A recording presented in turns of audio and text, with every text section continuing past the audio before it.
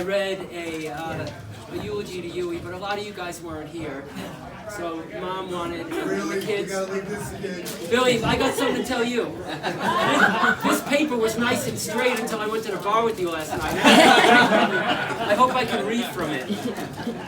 But anyway, this really is the thoughts from all of us. We sat around, Huey's kids, Huey's family, Morsey, my brothers, and we all came up with a few stories. So I'll read it again because I think if you didn't hear it, Huey deserves for you to hear it. So I need a sip of beer. Okay, here we go.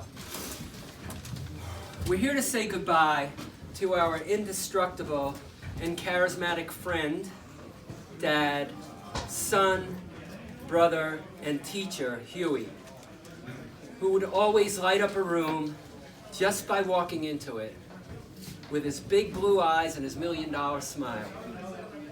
And that was even before he went into his Mick Jagger act. He looked like a movie star, and he didn't care. He never cared. He was way more comfortable in a Mets shirt than in a suit.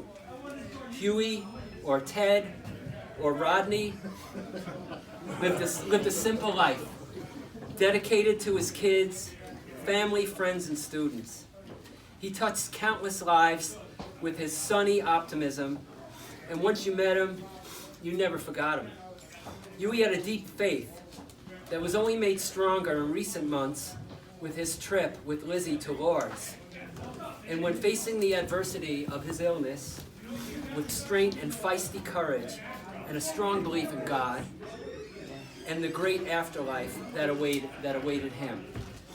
Most of all, Ted was an original who beat to his own drum. He was a true character whose word was his bond, and he had a funny, unpredictable sense of humor. Like the time he was at a keg party out in the woods, and there were no beer mugs available. So he drank out of Mr. Briscoe's white patent leather shoe that he found in the back of Tiny's van. When Mr. Briscoe ultimately found out, Ted profusely apologized and told him if it's any consolation, he now thinks he has a case of athlete's throat.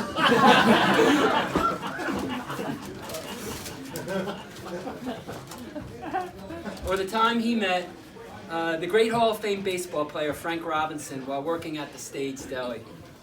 He asked Frank who was the toughest pitcher he ever faced, and Frank said, Bob Gibson. Frank then asked Ted, who's the toughest pitcher you ever faced? And he said, Dennis Palmer, Brewster Little League. I was 9, he was 12, he had a hell of a heater. Huey had endless energy, like the time years ago in Brewster when he took the family dog, Barney, the golden retriever, out for a jog. An hour later, he showed up at the house with no Barney by his side. Mom asked where Barney was, and Huey said he was lying by the side of the road. They jumped in the car and drove to get him, and there was Barney, lying there with his tongue hanging out across the road. Huey said it was like a big red speed bump. He was totally unpredictable, like the time he went to Florida for Billy and Mary's wedding, and they celebrated far into the night. And the next morning, he woke up and somehow found himself in the bed with the bride and the groom.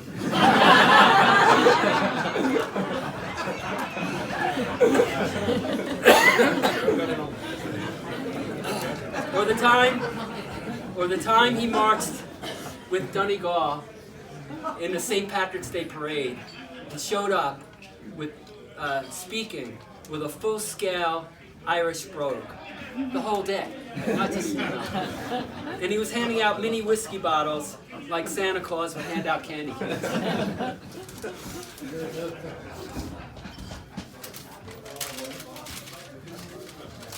Or when he went to the O'Donnell Cousins party at Monmouth Park and he was leaving, when he was leaving, he stood up on a platform and sang, New York, New York, to all the cousins, and all the cousins and even some of the crowd sang along with him. Or the night it was closing time at Norm's, and Mom and Dad were away for the weekend. Where's Mom? Right there. Sorry, Mom. So Ted and I invited the whole bar back to the house to continue the party. Well, the party was going fine, but we needed to spice it up. So he asked me to follow him downstairs to Nana's closet, where we proceeded to put on 2 of her dresses, with pillows for padding in all the right places. And we walked back upstairs to uproarious, crazy laughter. The funny thing is, the next week, as Nana was getting ready for work, me and you were downstairs, and she'd say, "Shooter, boys, why are my dresses so wrinkled?" I look at you, I'd be like, "Man, we have no idea." Now she probably, it's kind of common, and people do that. We're ahead of your time. Yeah, we were trendsetters. Well, we could tell stories about Ted forever, and I'm sure each person has their own stories. But I will close just by saying a few things about Huey over the past year.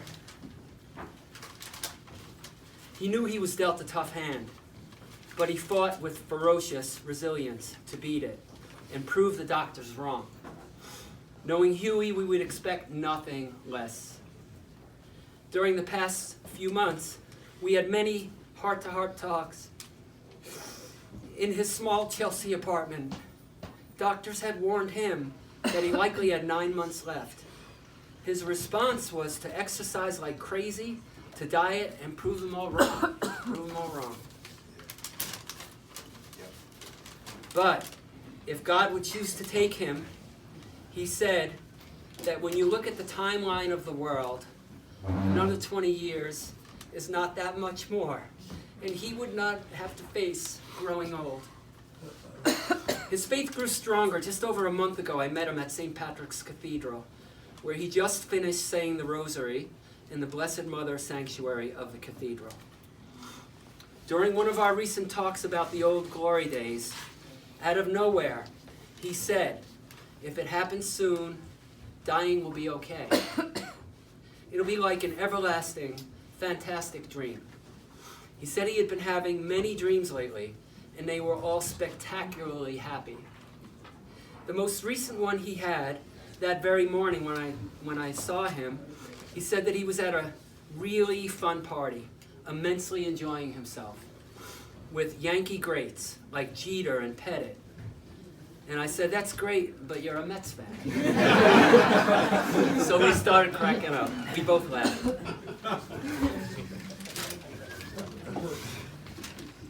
Finally, Huey was at total peace over the last couple of weeks. Liz and Carl opened their home to him so that he could be with his wonderful kids. He said he was never happier than when he was there, surrounded by his family, being treated like a king. Thanks, Liz, Carl, and kids. Huey told Bert that when you get to this stage, it's impossible for any negative thoughts to enter your mind, and he found total peace. We all got to say our goodbyes. In fact, Mom saw Huey just over a week ago. It gave her such peace to see him so happy and content, even though he was so ill. After Mom left, she went to see Dad. She went to see Dad in the nursing home, when just before entering, Maureen's phone rang, and it was Huey wanting to speak to Mom. He said, "Mom, I'm sorry for everything that I ever did that caused you and Dad headaches." And Mom's response was, "Huey, don't worry about it. I was always one step ahead of you." She thought. Yeah. It's true. So now it's goodbye, Huey. You may be gone, but you're a legend, and your legacy lives on with us forever and ever. You're in our hearts, and you're in our souls. Forever. And heaven is now a much funnier and brighter place. Good job, Sam. That's you.